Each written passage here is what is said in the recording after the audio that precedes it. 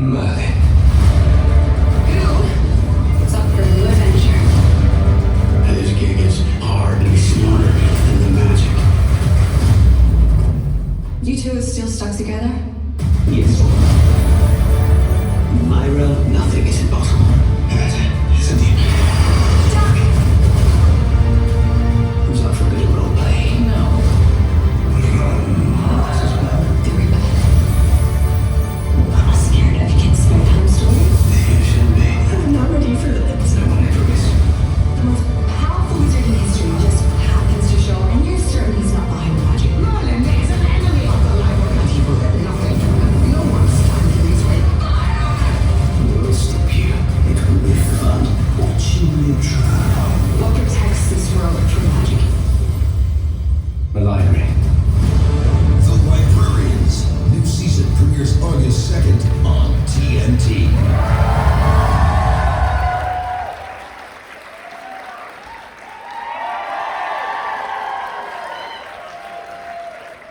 How's it going, Comic-Con? How's everybody doing? What's going on? Good afternoon, everybody. I am Josh Gates, explorer and host of Discovery's Expedition Unknown, and I will be your skipper for this 3-hour tour. We are all here today to talk about this incredible show, to take a trip into the Annex, and to talk about Season 2 of The Librarians, The Next Chapter, which premieres Sunday, August 2nd on TNT. I was very lucky to make an appearance in the show in this upcoming season. I have not seen a frame of it, so we'll see if I ruined the whole series. We can figure that out together. Are you ready to meet our panel? All right, let's start with the rogue librarian himself, Vikram Chamberlain. Please welcome Callum McGowan.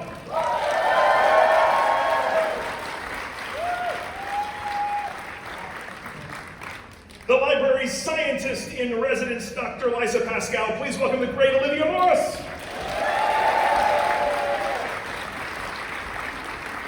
Please welcome the library's in-house historian turned supernatural investigator, Connor Green. It is Bluey Robinson.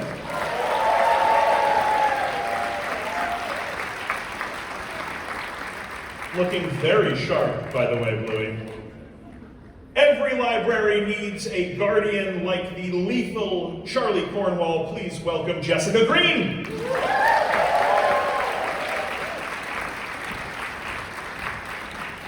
And two veterans in the world of magical artifacts from the series' original iteration. They play Jacob Stone and Cassandra Stillian. It's Christian Kane and Lindy Booth.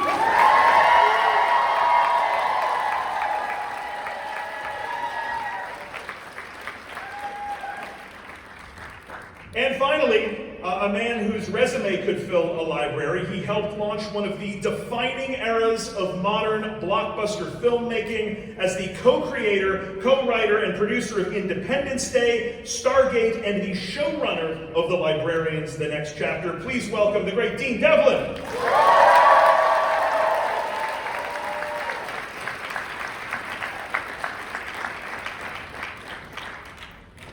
Hey, look at that. We got everybody on stage. That was exciting. Nice work, Josh. Thank you. I appreciate it. All right, so the first season of The Librarians, The Next Chapter continued the saga of the acclaimed original television and film franchise. We were introduced to Vikram, a time-traveling librarian from the past who becomes trapped in the present, unleashing magic across Europe, which is totally his own fault, by the way, in case you haven't seen the show.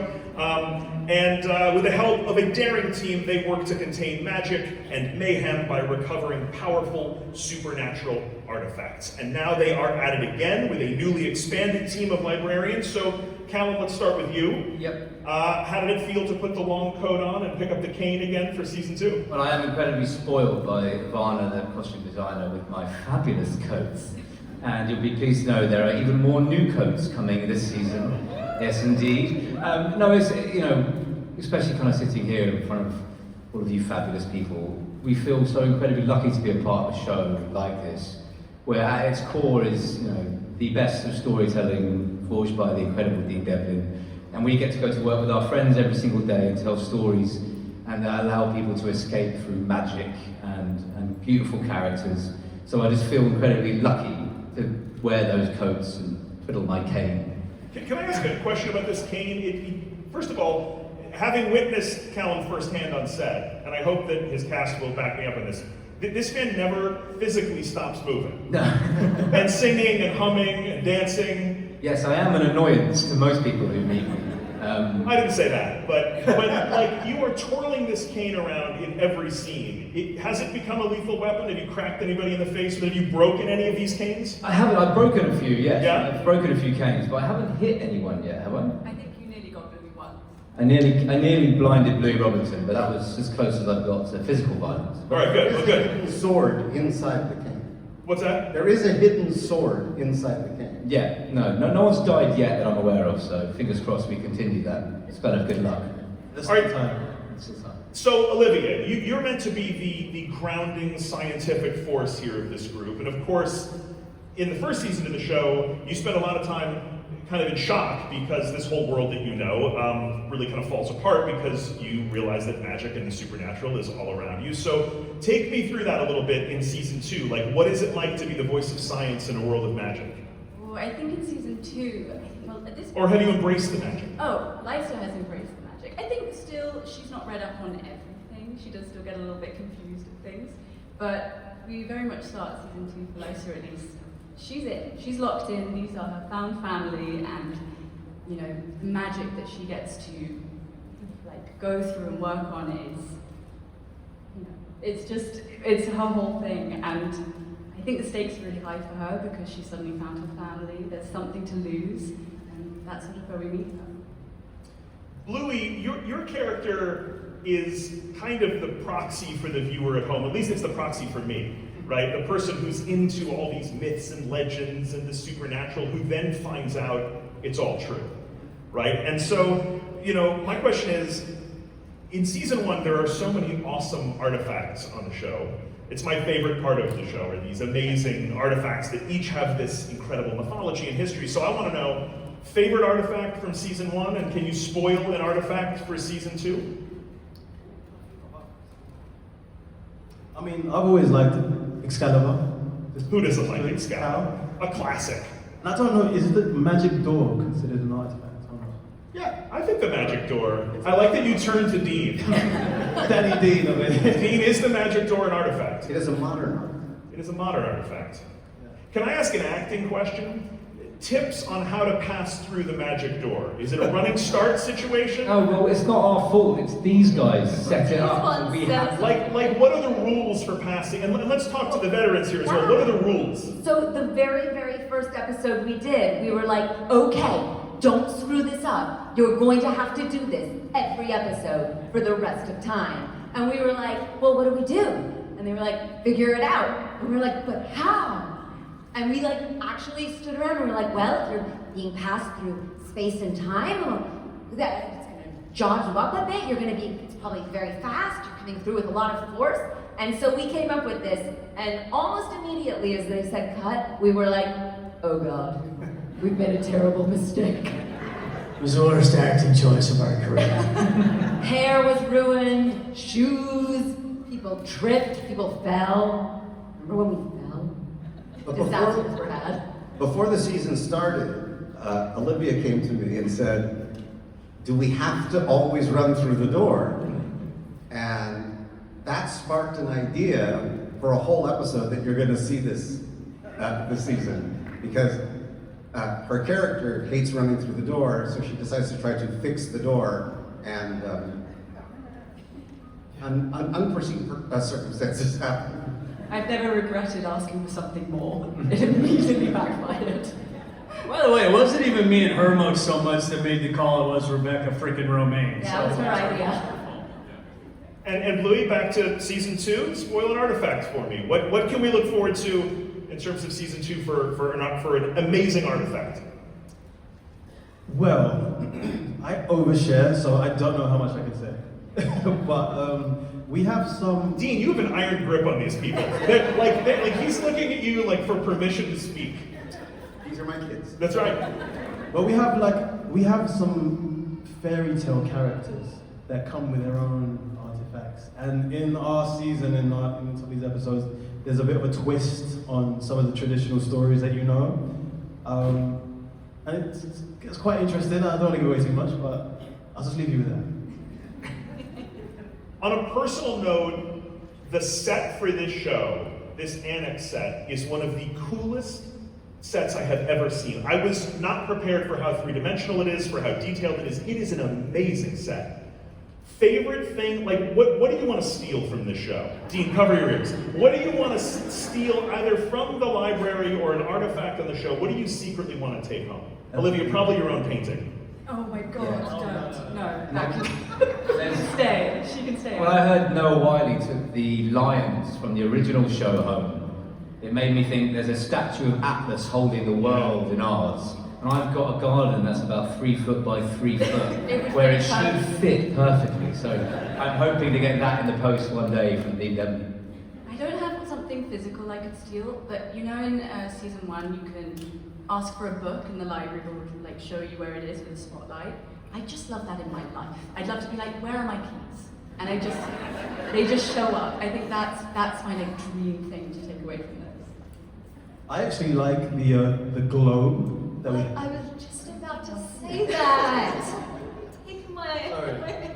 There's a massive globe that we have, and I'd love to have that in my tiny flat as well. We can also confess what we did steal. Yeah, exactly, I was going to say. We did. What did you steal? I have one of our magic books, and I have a couple of lamps from the annex. Christian, did you take off with anything? Oh, everything I want Noah already stole. It's all at Noah's house. Excalibur's got the spirit destiny. By the way, those golden lions, they're in freaking Noah's yard. They are. Not getting them back. We have to steal it from Noah. It's not even stealing from Dean anymore.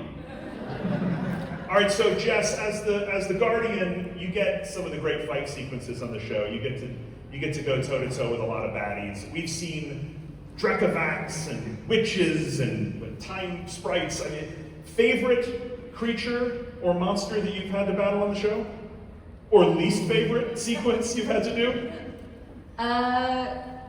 The Drekavac actually was really fun to fight because it was this man in this green suit running around on all fours. So that was really fun. Oh my gosh, there's so many great fight sequences throughout the season. I think when you arrive, when you get off of the bike and Well, I can't take all the credit for that. I wish I could. I wish that I was cool. You're supposed to lie. You came in and you... That was me. That was you me. knocked the Drekavac down with the bike. That was you. But yeah, it's all a blur. It's hard to choose one, but There's a lot of stunts in general on the show and physical. It's a very physical show. I always like to talk about the miserable things, like worst sequence that you've had to film on this show, just in terms of technically a huge pain or physically exhausting, most miserable sequence on the show. I tell you, one of our favorite locations, look-wise, is this place called the Sugar Factory, and it's absolutely gorgeous. Like, it looks incredible on film, but filming there, it's cold, it's bleak, it's miserable, it's muddy. So yeah, it was gorgeous on film, but horrible to film there. It's basically an abandoned factory, and it rains inside the building because there's half a roof, and it's grey and dirty and very, very cold. It's a great location. It looks wicked on camera, but to be there for 14 hours a day is not the most exciting thing. In terms of least favorite, and we're talking about stunts, in season 2, I actually have to do some fighting. And when I tell you that is my nightmare, that is Why is it your nightmare? It's just, there's something about me that is just, it's not in my wheelhouse. I'm not a fighter. I think my casting is, I'm normally held hostage rather than one doing any fighting. So the stunt guys had they had a real challenge with me, but I've watched it. She nailed it. I get away with She it. nailed The edit is kind to me. I would say from series 1, it's probably a toss-up between my dance sequence, which I really enjoyed. The end result. Oh, look at that! Yes, fans of the dance sequence. Clap that, thank you very much. Because I did it, I don't know, about 30 times or something in my incredibly hot coat. And then the second one, I think, was the fight scene at the end of series 1, because it was about 40 degrees. So what's that in American terms? 80, 84? I don't know, something very hot. 105, there you go. So it was 100, thank you very much. 105, and yeah, that was incredibly sweaty. We were filming in the Serbian government building, so it was quite amazing, but incredibly hot. And so let's talk to our OG librarians here. So Christian and Lindy, as the veterans from the original iteration of Librarians, I want to hear, like, what is it? I mean, you had this amazing series, and now you're re-entering this world. I want to hear, like, what's that like to come back to this material that you spent so long working on? Awesome. Yeah? Yeah, we love it. Dean's created the most amazing sandbox for actors to play in. These characters are amazing, and we truly love doing it. We were I personally, coming from my first episode back this year, was a little nervous about how it would go and whether it would feel the same. Christian and I took like one look at each other as Cass and Jake, and we're like, oh, we got this. And we slipped right back into it. It's really fun watching these two characters who have clearly been through something since we last saw them, see how they land together in this new show. Yeah, it's really fun. It's fun. It's a dream come true when you get to come back and play these characters that we worked so hard on. You know, for 4 years we did it, and we still to this day have the most unbelievable writers that are anywhere. We live in a make-believe world. I mean, you know, when I first moved to Los Angeles, that's what I wanted to do. I wanted to be, you know, we're not superheroes, but we get to kind of play like we are, and that's the kind of stuff I want to do. And I've hitched my wagon to this horse over here, Dean Devlin. He keeps giving us these unbelievable opportunities to not live right here. You know, we don't, who solved the crime, who puts them on trial, we get to live like 15 feet above the ground. We get to fly around, we get to have books fly at us, we get to have magic and all that stuff. And then to come in and see these new cats, all these young kids, you know, doing stuff that we did. It's really fun to watch. I'm a fan of the show just as much as I've ever been with these new guys on it. But walking back on set with her, I was like, this is Librarians. It was our show just for a second, and they allowed us to do it, and Dean allowed us to do it, and it was Cass and Jake again. It was just so much fun. It was like not a moment went by. Love it. All right, Dean, let's talk about the new season. Spoil it for us. At the end of season 1, we really saw this team come together and decide to stay with the library. What do we have in store? Tell me about the dynamics of the new season. Well, thank you for that question. But I'm going to hijack this for a second. Sure. Because I want to tell the audience about Josh as an actor. Oh, God. So He's been telling me the story all day. We got really excited that he was going to come and do a guest spot with us. I mean, we know him as this incredible figure on television. We know that he's a radiologist. We know he's brilliant. But his first day on set, he had a 3-page monologue. And we were all kind of sweating it, going, what's going to happen? I'll tell you what happened. He not only nailed it on the very first take, but he hit every joke exactly pitch perfect, and jaws hit the floor. And that night, we had dinner at the hotel, and I was like, how? And he goes, well, I actually studied acting before I did everything else. I was like, oh, okay. But I just cannot wait for you to see him in this episode. He's great in it, and it's a great episode. And that's our time, everybody. And thank you all for coming today. Let's go out on a high note. I haven't seen, I said it when I came out, I've not seen really a frame of it. My experience, here's my level of professionalism in that first scene. I was saying the lines, and in my head I was going, there's Dom Monahan. I'm in a scene with a hobbit. That's all, the whole time I was like, I'm acting with a hobbit. I just couldn't believe it. So that's my craft at work, if you a little peek behind the curtain. But thank you, that's very, very nice of you, I appreciate it. I had an amazing time.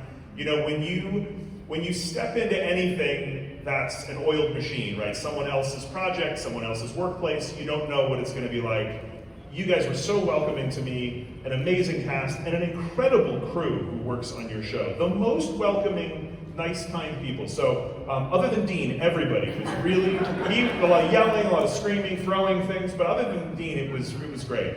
No, you guys were absolutely amazing. I really appreciate it. So wait a minute, you didn't answer the question. You're supposed to spoil some of season 2 for me.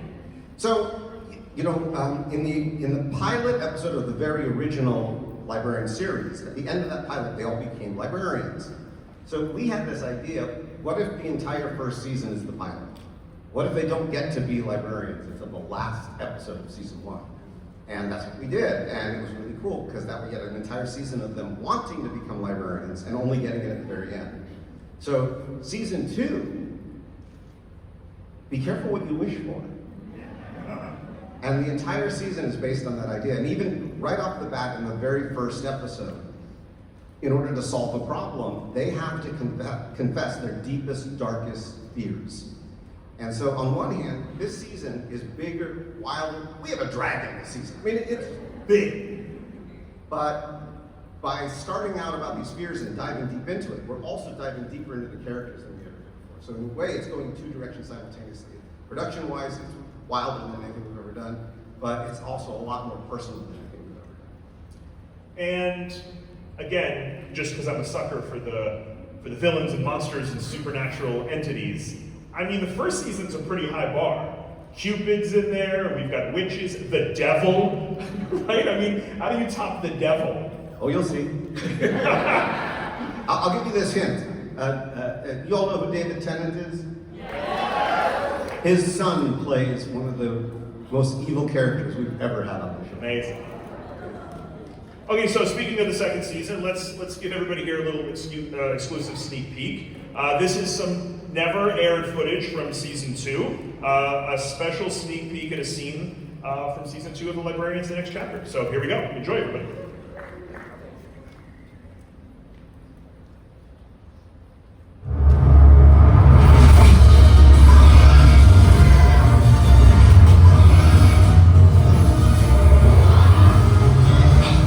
Gentlemen, I must warn you. In 1,000 years of you've been dead, the art of swordplay has advanced considerably. The Parachetti Defense 1772 was designed to defend one blade against 3. Proper swordsmanship takes not just skill, but study, which is my forte, as I am the librarian.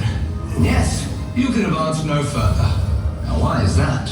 The magic curse empowers you to defend the walls of your ancient city, which 1,000 years ago ended right here. Knowing the exact boundary of a lost city, that's why it's so useful having an historian on the team. Thank you, librarian. You're welcome, librarian. Now, how should one get that amulet of Ishtar Aluk? Their so-called magic senses work on the infrared range, so I'm overloading the neural pathways with strobing oscillation in that spectrum. It's genius.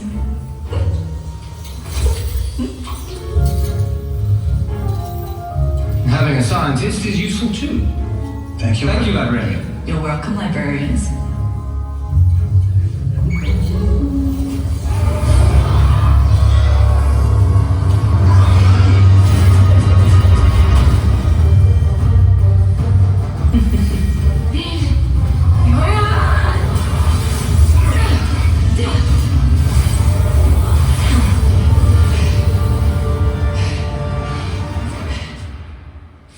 Really? No thank you for the Guardian?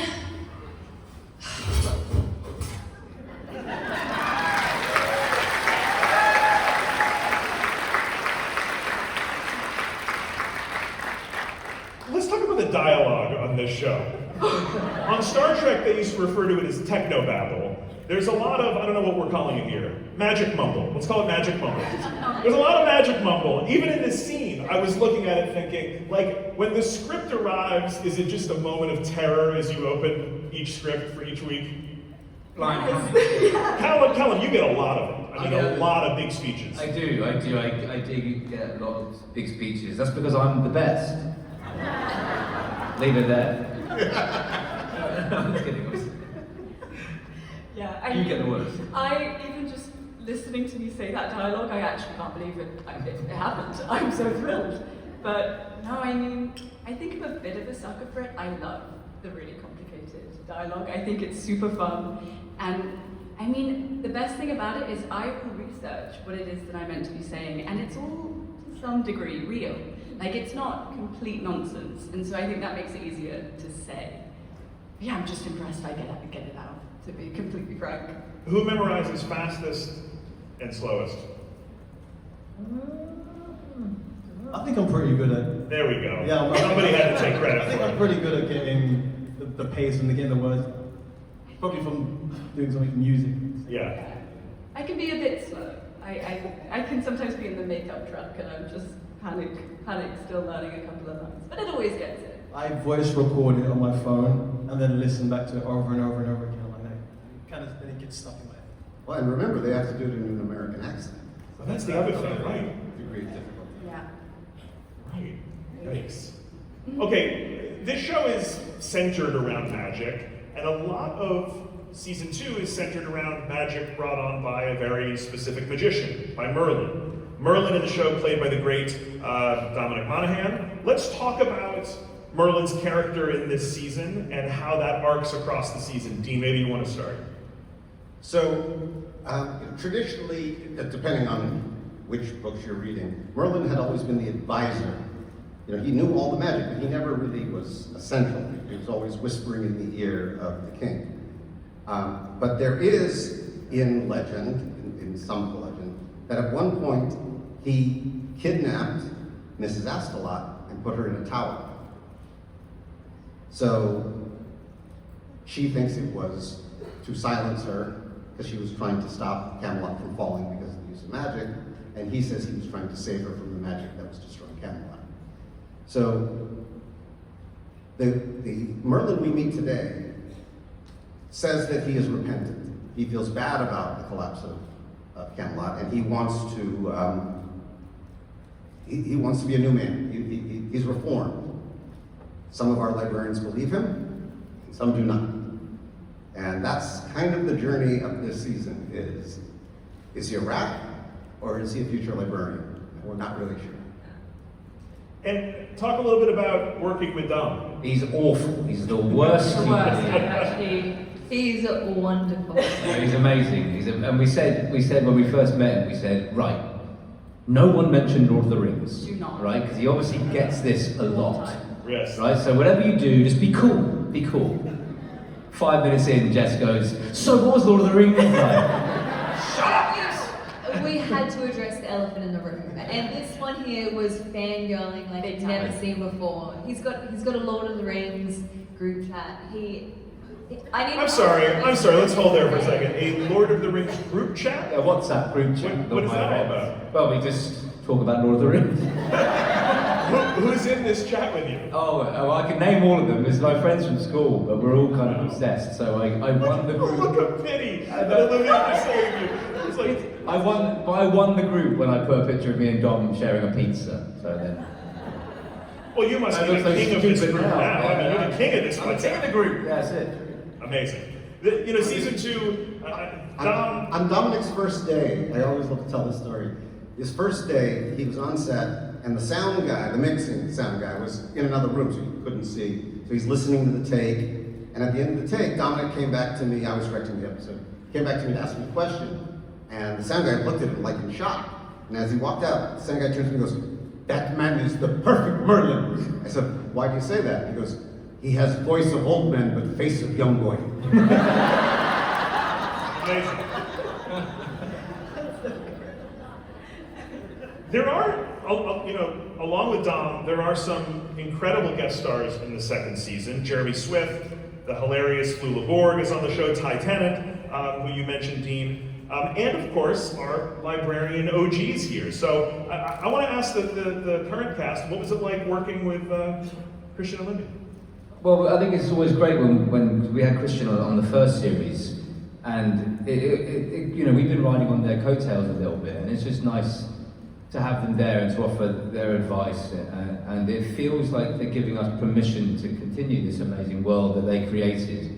And it's just a joy, and it's the energy they bring as well, and it makes us step up our game as well. And, no, it's a joy to have them.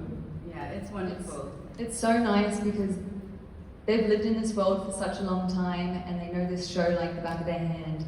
And just having them on set and being able to watch and learn from them and like ask their advice about certain things and like having Christian there to help me like learn little tricks with weapons and everything. It's wonderful learning off the original cast. So thank you guys for coming back. Thank you for having us. And Christian and Lindy, any advice for new librarians? What's the secret to being a great librarian? Oh God. We weren't that great. I was. I think Jacob Stone struggled a little bit. I mean, to go back to what Jess said, it's like, you know, I called Dean and I said, can I have these two, which she hated, because she hates it when I have to stick them in my hand. Because he dropped them all the time. I'm trying to hit people with them. I'm not as good as the other one, but I'm always practicing and doing it. She hates it when I got something. And I had these two sticks. He said, yeah, you can have these two Kali sticks. So at the very end, it wasn't scripted, but I just throw them to Jess at the end. I thought that was really cool. But we would sit there and we would play with these things. And it's just something that I've always done. And so I really can't tell them anything. They're brilliant in their own way. It's not the same show we did. It's connected, but it's not the same show. It's their show now. That's one of the things I told them on the first season. I said, this is yours now. You guys just do it. But whenever I get to teach her, or not teach her, but go over it with her, how to flip something, I feel like I contributed. And it just something stupid like that made me feel like an OG, you know? And so, yeah, and then I think I hit her with it at one scene. She's I'm like, always in the way. we're right back where we started, and I was like, I think the one piece of advice that I gave to these guys, which is the thing that I took from the original series, which was these people are all different. And no other world do these people come together, right? These people are, one of them's a fighter, and another one's a science nerd, and the other one's a thief, like on our show. They're like, how do these people end up in the same world? That's what makes the librarians, right? That we're all incredibly different, and when we show up together, we're better together, right? Thank you. But no, that's what makes these guys so great. They'll never be us. We don't want them to be. You guys don't want them to be. You've got us, and now you've got them too. And how amazing is that to like celebrate our own uniqueness? Because that's who librarians are. Here. Well said. Dean, is it surreal for you, like, to have these two worlds coming together almost a decade apart? It is. You know, it's so weird to think of it, but it started 22 years ago with the first librarian movie on TNT. 22 years, how'd that happen? Isn't that amazing? It blows my mind. And we did 3 movies, that turned into a series with 4 seasons, and now to be back at TNT with this show, it's so meaningful to me because this show has been, you know, kind of the center of my life for the last 25 years. And to get to do this with people I love, people I really care about, it's rare that you get experiences in Hollywood where there aren't a bunch of egos and difficult people, and this is a joy. You know, I mean, you were on the set, it's not normally like that. And I always have to tell the actors, especially our younger ones, you're totally spoiled. Because most of the time it's not like this. And so for me, it's an incredible gift that keeps on giving. Awesome. And so amazing guest stars throughout the season. Bluey, who would you say was the most talented, delightful guest star you had this season? Yeah, Bluey. If you had to pick just one. If you had to pick just one, Bluey, who would that be? Well, luckily enough, we were able to have a real-life librarian on our show. Oh. I think his name is Josh Gates. Oh. No, you were very incredible to work with, actually. You know. I'm just fishing because I have to get into a clip. Josh Gates, everyone. Callum, would I make a good librarian, do you think? Be honest. I think you make a fantastic librarian. Oh. You can pay me later on. All right, well, you're all going to be able to judge for yourselves. I'm actually sweating bullets at rolling this clip. This is a clip of me in the show that I've never seen. So here's an exclusive sneak peek from the upcoming episode. Oh God, and what dreams may come. Be careful, I don't think it's attached, but we have to make sure we don't damage what us on it.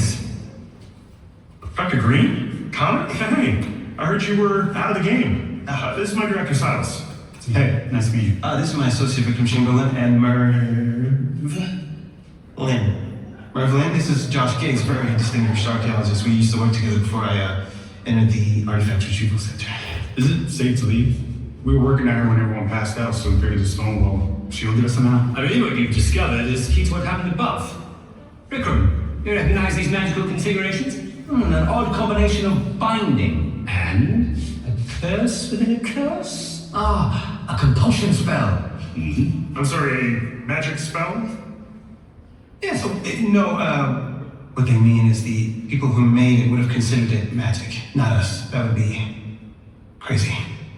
Could you excuse us, please? Yeah, Josh is kind of a big deal, and he really used to respect my work, so could it maybe cool it with, the magic a little? Connor, are you embarrassed by us? No, never. Come on, you can never embarrass me. Just please be as cool as a 1,000-year-old wizard in an 1800s library. You've spotted that the stone is Opus Camanticum? At first I thought it was a hoax, but yes, I think we've both seen enough pozzolanic ash to know the real deal.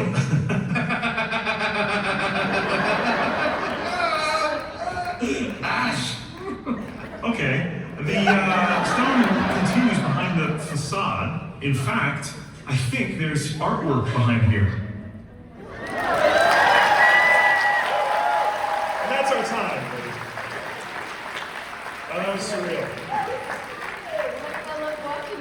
What was that? Okay, if I could take over as moderator for just 1 second. How'd you feel about that? It was great. It was, I have to say, I felt like when I went over to film this, I really didn't know what to expect. So the show films in Serbia, and so I've never met this cast before, I've never met the crew before, I didn't know Dean before, and this set that you see here, like everything in this show, is really intricate. Like they built this incredibly cool portal, and it smoked and moved, and drawers opened, like all these practical effects, and there's a hobbit there, and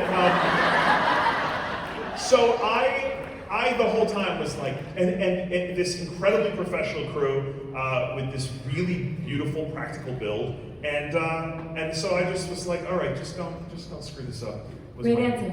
Yeah. Looks like you went right in. Oh, thank you. Okay, so other than my episode, tell us what you're most excited about for season 2. Let's go down the line here. What are you really excited for folks to see? Oh, you're starting with me? Sure, why not? Good. No pressure. No, I don't know. I think this series, they really kind of gave us permission to go even bigger. I mean, it's incredible when you're a show like ours and you're competing with these massive behemoths or these other shows, and what we're able to do, the world building in this series alone, is huge. And at times it feels like we've made 12 movies with the kind of scope of it, really. And I'm so incredibly proud of it. And I was saying this before, but mine and Lysa's relationship continues to grow and grow throughout the series. And it's one that I think is particularly beautiful, as well as me being beautiful, so you're welcome. I think with season 2, we definitely get bigger, but we also get darker. And I think our first half is, keeps it light, but as we get through it, the stakes are so high, we really start to see what these characters have to lose. And I found that for Lysa especially, I was shocked with how maybe emotional the season was for her, and I really enjoyed it, and I hope the audiences sort of enjoy seeing maybe what they haven't seen from season 2 of Lysa. I look forward to the journey, the characters. I guess now that we are librarians officially, you see, well, when you first get to know people, you're kind of pleasantly polite and it's all nice. Oh, we're a new group. And then after hanging out with someone for a while, you start to get annoyed by all the little things they do. And I think it'd be interesting to see the dynamic shift in the relationships of all our characters and how we eventually get through those. It's quite fun. I feel like everyone's going to really look forward to some of the episodes we have coming up. We have one that takes us back to a fairy tale, and the production value on that episode is unlike anything we've we've done before. Like we have explosions. It's huge, and I can't wait for everyone to see it. It's so much fun, and it takes a fairy tale that we all love, and it's a nice little twist on it. So. Look, I don't know all of season 2 because I wasn't there for a lot of it, but I do know the one I was there for, or the 2 of them that I was there for was, if you know anything about our characters, Vikram and Jacob Stone don't like each other. Smartest thing for the writers to do is keep us far away from each other as possible. So what they did was, nope, we're gonna make it where you can't be apart from each other. And it is one of the best times I've had doing that. I can't give too much of it away, but me and him, just the dynamic we had. It's a 2-parter for me because then Lindy comes back and I get to work with her. And so for you guys, and not to, I mean, I love all these people and stuff like that, but if I can just for a second, you're gonna get one episode, if you're a Librarians fan, where you're gonna be watching the Librarians. And it was so much fun to step in that show.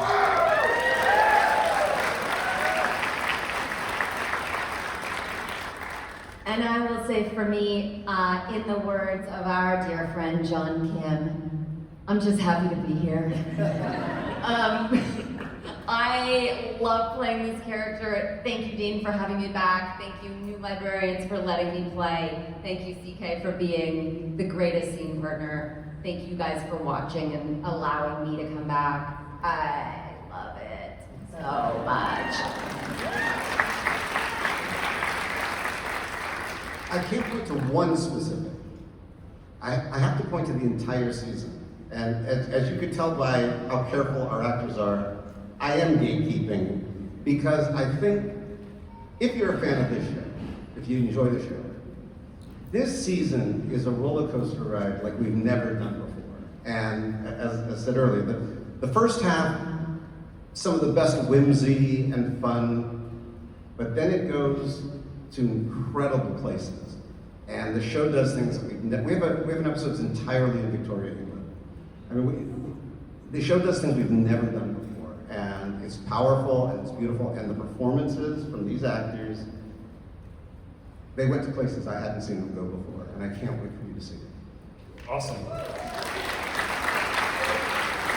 I want to make sure we leave a little bit of time for questions from the audience. If any of you have a question for our librarians, please come up to the microphone, and we will get through as many of those as we can before we have to take our leave. There's a microphone right over here, so come on up to the mic under the spotlight, and we'll get your questions answered. First to the microphone, sir. Hello. Hello. There we go. We're good.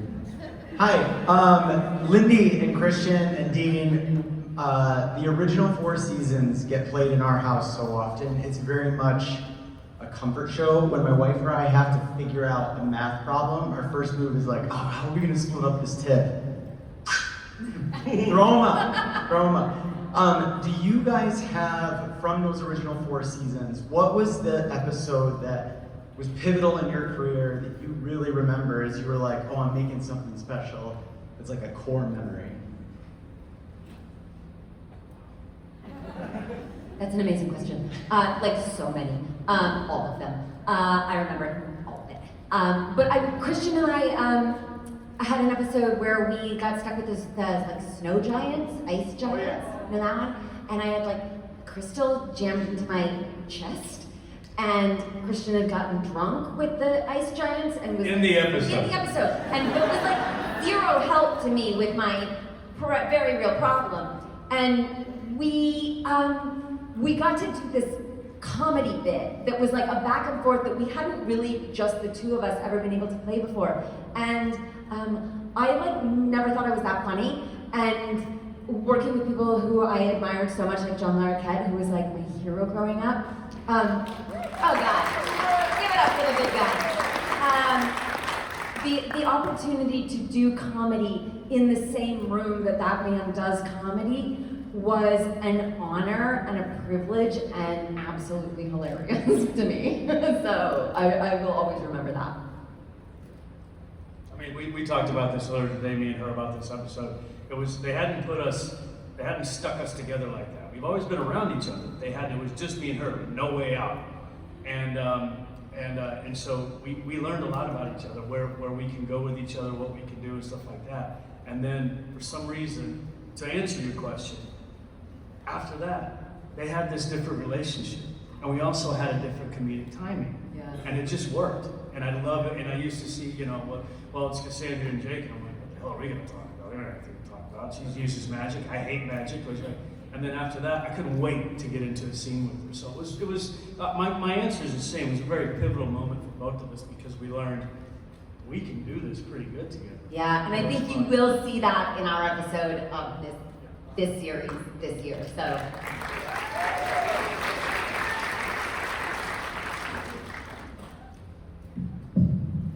So too close. My original question was going to be, what is it going to take to get Josh in an episode? But that got answered. So, is there an artifact, either real or imaginary, that you guys haven't done that you would want to have an episode about? So we have a wall in the writer's room that's filled with cards of all kinds of different artifacts and different mythologies. But we never do an episode about the artifact. What we do, first of all, I want to say we have the greatest writer's room of any show I've ever been around. We have 4 showrunners in the writer's room. And another 2 writers who absolutely could be showrunners tomorrow if they felt like it. Brilliant writers. And so when we're in that room, we're not trying to figure out, well, how do we do a show about a Drekavac? What we do is we figure out what's the story we want to tell about our characters and what artifact would fit to illustrate the emotional story we want to tell. And so we'll start off with that story, and then we'll just look at the wall and go, that one. And then we'll bring it down and we'll run it through the room and see if it works. Thank you.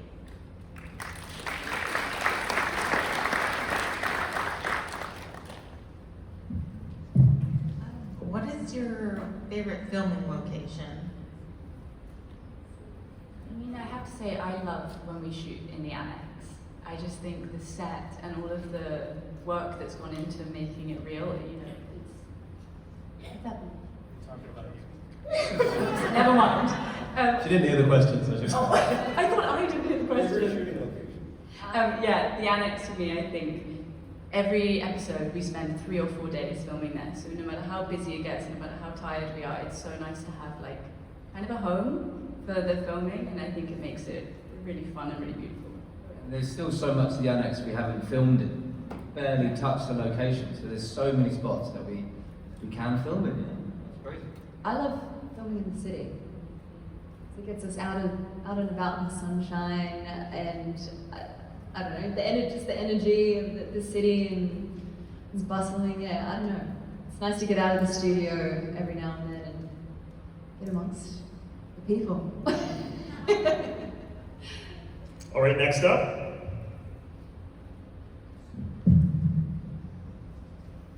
So, if you could pick any guest star, who would it be?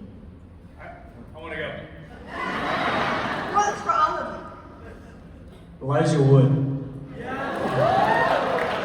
You want to know why?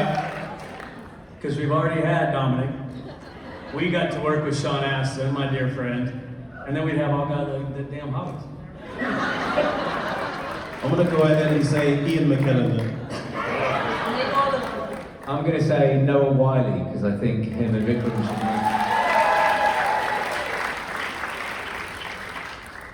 meet. Next up. I'm an old school fan of librarians, so Lindy and Christian, I'm glad to see you back. Looking forward to seeing Josh. But Josh, my question's actually for you. What's going to be easier to recover from, watching your episode of Librarians of the Hobbit or climbing the Pan Am Endeavor? If folks may have seen in the news, there was a big aviation announcement this week. We played a role in the discovery of a Pan Am plane that's been missing since 1952, which was an amazingly emotional thing. I am still not over sharing space with a Hobbit, but I have to say that the Pan Am discovery hit on a very emotional level. It's a really incredible thing to be a part of. This is a plane that For folks who don't know, this crash in 1952 fundamentally reshaped aviation, and that in-flight safety briefing that we all sit through today, that happened because of this crash. So every time any of us step on an airplane, we owe a real debt to the folks who died on Clipper Endeavour. And so that's a very meaningful thing for us to be a part of. Thank you very much for the question, I appreciate it. Hello. Hi, I'm Frank Schlesinger, Master Sergeant, United States Air Force, retired. No, West Thank you, panel. And Dean, thank you for the entertainment in the show. A lot of the questions I was going to ask were already asked. So, Josh, I want to say thank you all for being an inspiration. I went to Ireland, and of course, I had to visit the library. And I thought, gosh, let's see what kind of books they have there. So I stopped by a section called Sacred Texts, and my favorite book was there. I don't know if the camera can zoom in, but Destination Truth by Josh Gade. Oh, wow. Thank you. Thank you very much. Sir, that went just how we planned.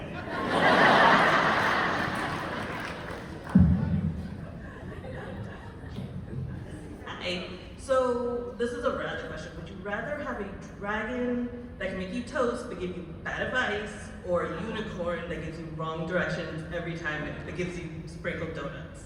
Okay, wait, sorry. Start again. Would you rather have... I get it. Unicorn, 100%. Unicorn, 100%. Oh, okay. Donuts and a unicorn? Sold. Yeah, me and Lindy get it. 100% easy. I'll find my way. Yeah. Well, that was a lot easier than I thought it was going to be. The unicorn is the answer. Thank you.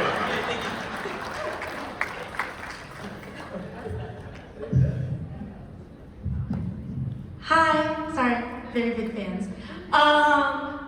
One thing I love about the Librarians is how all the different types of cultures and myths that you guys incorporate into the show. So I was wondering if there's anything that you guys read and you're thought it was so interesting, and did more research about it and stuff like that. Yeah, there is so much stuff that we have not used yet that we keep this book of stories and ideas so that is TNT here? When we get another season,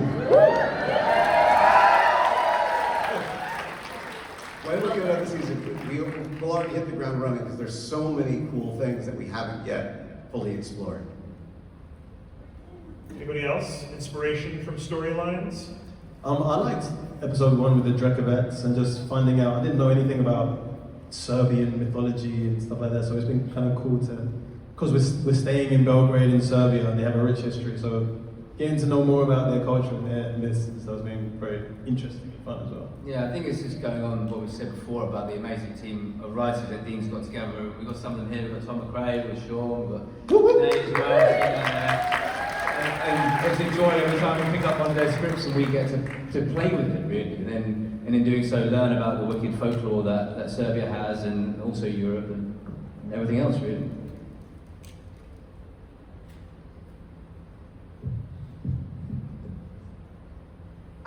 Hi, longtime fan. I just wanted to ask, given that you guys are constantly surrounded by magic and all kinds of fantastical elements during the storylines and everything else within the show, how do you keep things real? Like Olivia mentioned the actual science or having an actual archaeologist on the show, all of those elements. How do you keep it real? How do you keep it grounded with your characters or with those elements?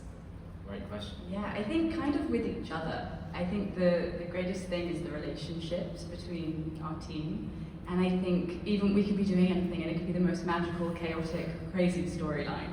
But fundamentally it's for people trying to work out how to go through it together. So I would say when it gets really chaotic and we're dealing with witches, probably these guys. That's how I would stay grounded. Yeah, and these guys they're so talented.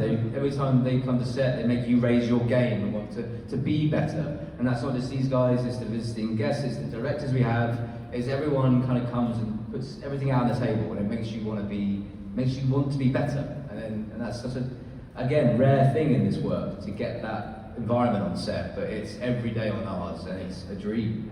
Jess just said something. You say what you just said again. You just have to believe in the magic. Yeah. And that's actually our first Comic-Con for our show. Someone stumped us with a question, and the whole panel sort of went quiet, and I went, because magic. And everyone was like, what? And that ended up being our like theme for the next season was because magic, and that's the key, is this world is real to these people.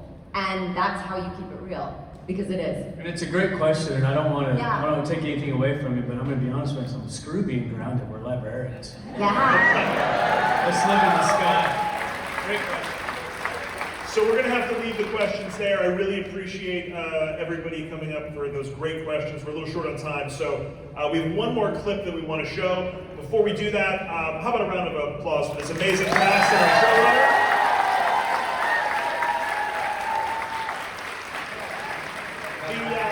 The Library Annex will reopen its magic door for an all-new season on a special 2-night event on Sunday, August 2nd and Monday, August 3rd at 9 p.m. Eastern and Pacific on TNT. And we have one more exclusive for all of you here, an advanced look at what is coming up this season on The Librarians, the next chapter. Check it out. Can I help me? Please. I'm scared. Ready, set, run. So the stories were true, even hunting magic artifacts. Spooky stuff. Seems right. By right, you mean very, very wrong. I'm thinking I'm able to play. We are going to actual Neverland. It's a genie. Free genie. Wish you could stop me. Really?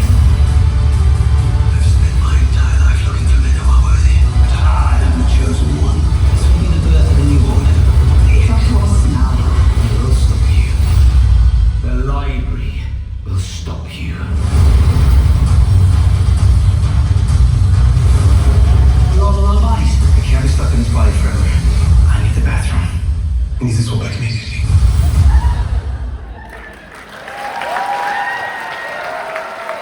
All right, so in the minute we've got left here, in just a couple of words, sum up season 2 of The Librarians. Bigger, bolder, More magical. Sexier. Ooh, lots of fun. Oh, sorry, fun.